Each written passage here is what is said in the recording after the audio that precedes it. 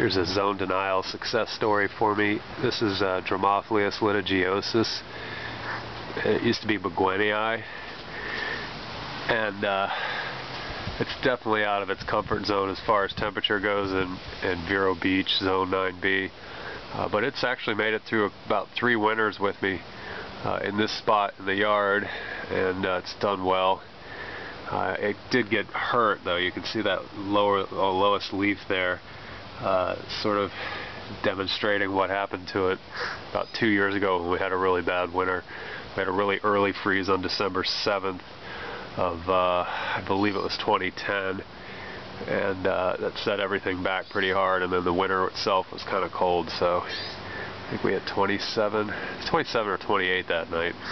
Anyway, but this thing's come back and it's done well. And what's really interesting is I'm about 4 miles from the Indian River in this location, and I had planted one of these out in the yard over in a community called Windsor on the beach side, and they're all real tall, sort of British colonial Bermudian architecture homes stacked side by side.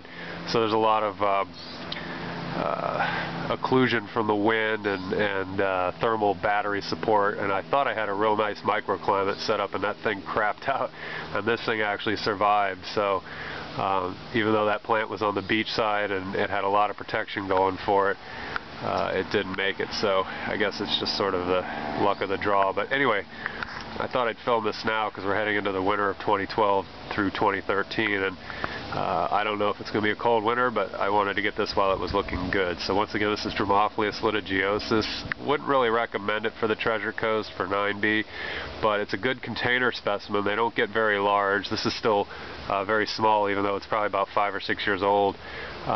You could use it as a container plant near a pool, bring it in if it gets below 30, or out on the beach side. I still have faith in Indian River County and up by Merritt Island, and certainly St. Lucie and Martin County beach side. You could get away with growing this in a real protected spot, and they are understory palms to begin with, so they don't mind being in the shade. This is about as much sun as this plant gets right here, so it's worth getting, in my opinion. You just have to really baby it.